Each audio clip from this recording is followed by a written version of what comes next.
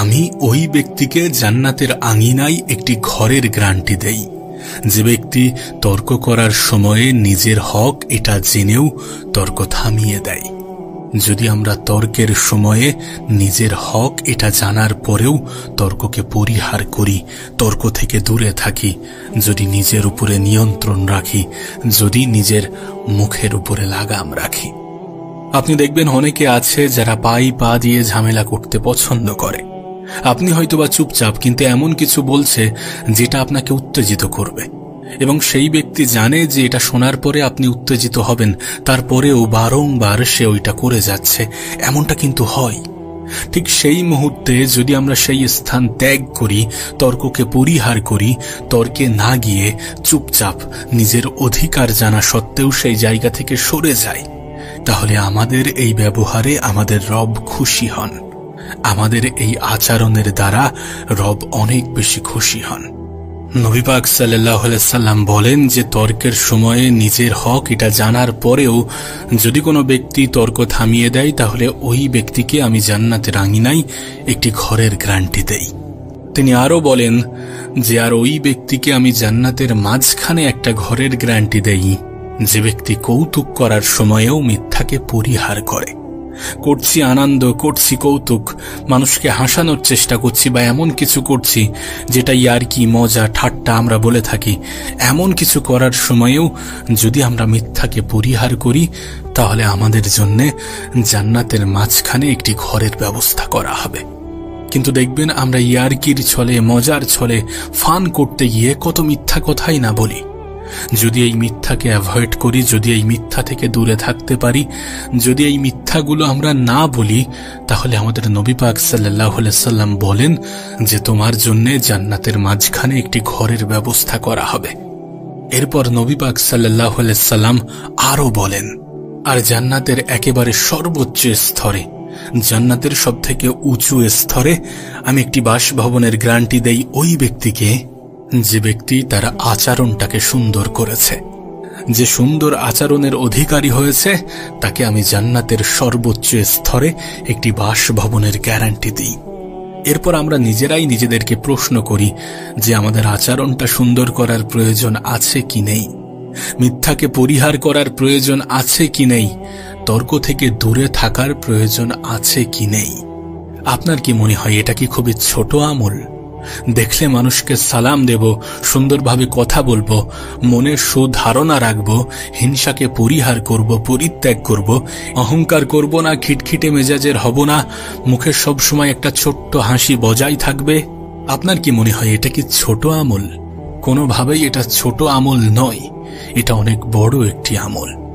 দেখুন, অন্যরা আপনার সাথে খারাপ আচরণ করতে পারে, পছন্দ না হলে আপনি সেই স্থান পরিত্যাগ করুন।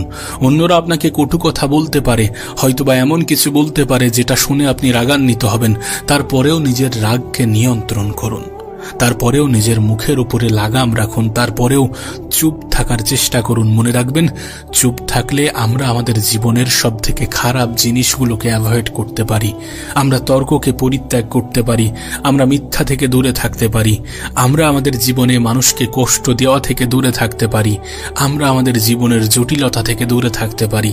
যত কম কথা বলবো তত পাপ কাজ থেকে মুক্ত থাকতে পারবো, যত কম কথা বলবো তত অন্যের সাথে সুসম্পর্ক বজায় রাখতে পারবো। যদি একটু কম কথা বলি তাহলে অন্যরা আমাদের কথাটাকে গুরুত্ব দেবে, গুরুত্ব সহকারে শুনবে। তাই আমরা মুখে লাগাম রাখার চেষ্টা করব, তর্ককে পরিহার করব, যারা তর্ক করতে চায় তাদের থেকে নিজের দূরত্ব বজায় রাখব, কারণ তর্ক না করলে মহান রব্বুল আলামিন আমাদেরকে পুরস্কৃত করবেন। তর্ক না করলে আমাদেরকে জান্নাতের আঙিনায় একটি বাসভবনের গ্যারান্টি দেন আমাদের নবী পাক সাল্লাল্লাহু আলাইহি সাল্লাম। তাহলে আমরা কেন তর্কে যাব, কেন তর্কে লিপ্ত হব? ঠিক একইভাবে মিথ্যাকে পরিহার করব, মিথ্যাকে পরিত্যাগ করব। আপনি জানেন না মিথ্যা নামের ছোট্ট শব্দটা কতটা ভয়ঙ্কর। বিশ্বাস নামের মূল্যবান শব্দের সব থেকে বড় শত্রু হচ্ছে মিথ্যা। আর আমি আপনি অনেক ভালো করেই জানি যে সম্পর্ক যেমনই হোক না কেন, সেটাকে জুড়ে রাখার সব থেকে বড় আঠা হচ্ছে বিশ্বাস। তাই আমরা মিথ্যা বলবো না, কোনোভাবেই কোনো মিথ্যাকে প্রশ্রয় দেব না, সবসময় সত্যের উপরে চলার চেষ্টা করব। এবং যারা মিথ্যা বলে, যারা মানুষ ঠকাতে ভালোবাসে, প্রয়োজনে তাদের থেকে নিজের দূরত্বটা বাড়িয়ে নেব। কিন্তু আমরা আমাদের ভালো অভ্যাসকে বাজে অভ্যাসে পরিণত করব না। আমাদের চেষ্টা করতে হবে যেন কৌতুক করার সময়েও, যেন হাসি মজা করার সময়েও, যেন ফান করার সময়েও আমরা মিথ্যা না বলি। আমরা আমাদের জীবনে মিথ্যাকে শত্রু মনে করি। অবশ্যই আমাদেরকে চেষ্টা করতে হবে, কিছু না হোক আমাদের রবকে খুশি করার চেষ্টা করতে হবে।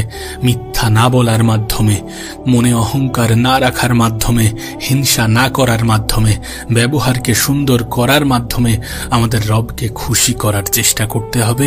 খুশি করার মাধ্যমে রবের সান্নিধ্যে আসার চেষ্টা করতে হবে। আমরা নিশ্চয়ই শুনেছি যে মানুষের ব্যবহারই তার আসল পরিচয়। হ্যাঁ, আমরা আমাদের জীবনে মেহনত করব, পরিশ্রম করব, প্রতিষ্ঠিত হব, অনেক বেশি উপার্জন করব, সবকিছু ঠিক আছে, কিন্তু তারপরেও আমরা আমাদের ব্যবহারটাকে সুন্দর করে রাখব। আমরা আমাদের আচরণটাকে সুন্দর করে রাখব শুধুমাত্র রবকে খুশি করার উদ্দেশ্যে। যদি ব্যবহারকে সুন্দর করার, যদি আচরণকে সুন্দর করার কোনো কারণও না থাকে, তাহলে অবশ্যই সব থেকে বড় কারণের দিকে গুরুত্ব আরোপ করব। অবশ্যই আমরা রবকে খুশি করার উদ্দেশ্যে, রবের সন্তুষ্টির উদ্দেশ্যে, আমরা নিজেদের ফায়দার উদ্দেশ্যে, আমরা জান্নাতের উচ্চ মাকামে নিজেদের একটা বাসভবনের উদ্দেশ্যে আমাদের ব্যবহারকে সুন্দর করব। আমাদের এটা ভুলে গেলে হবে না যে মৃত্যুর সময়ে আমাদেরকে এই মানুষগুলোই কাঁধে করে নিয়ে যাবে। অবশ্যই আমাদের এটা মনে রাখা প্রয়োজন। আমাদের আচার, আমাদের ব্যবহার যদি মানুষের মনে দাগ কাটতে পারে এবং সেই মানুষগুলো যদি আমাদেরকে মন থেকে দোয়া করে, তাহলে তার থেকে বড় প্রাপ্তি কিছু হতে পারে না। মনে রাখবেন, এই পৃথিবীতে অর্থ উপার্জন করা যতটা কঠিন, তার থেকে অনেক বেশি কঠিন মানুষের ভালোবাসা পাওয়া, মানুষের দোয়ায় নিজেকে শামিল করা। আর আমাদের ব্যবহারই পারে, আমাদের আচরণই পারে, আমাদের কথাবার্তা, আমাদের চিন্তা ভাবনা, আমাদের চলাফেরা, এগুলোই পারে মানুষের দোয়াই আমাদেরকে শামিল করতে। আবারও বলছি, অন্যরা আপনার সাথে বাজে ব্যবহার করতে পারে, কিন্তু আপনি তাদের মতো হতে যাবেন না। অন্যরা আপনাকে কটু কথা বলতে পারে, কিন্তু আপনি তাদের মতো হতে যাবেন না। অন্যদের মতো চিন্তা ভাবনা নিজের মনে ধারণ করবেন না, কারণ আপনার রব আপনাকে আপনার মতো করেই বানিয়েছেন। সর্বোপরি একটা কথাই বলবো, যে যতটা সম্ভব আমরা খারাপ জিনিসগুলো থেকে দূরে থাকব, যতটা সম্ভব আমরা ভালো কিছুর সান্নিধ্যে আসার চেষ্টা করব, যতটা সম্ভব আমরা আমাদের জীবন পরিবর্তনের কারণ নিজেরাই হব, যতটা সম্ভব আমরা মিথ্যাকে অ্যাভয়েড করব, হিংসাকে অ্যাভয়েড করব, যতটা সম্ভব আমরা অন্যদের সাথে তর্ককে পরিহার করব, এবং যতটা সম্ভব আমরা আমাদের ব্যবহারের মাধ্যমে আমাদের রবকে খুশি করার চেষ্টা করব। কারণ তিনি খুশি হলে আমাদের দুনিয়া এবং আখিরাত দুটোই সুন্দর হয়ে যাবে।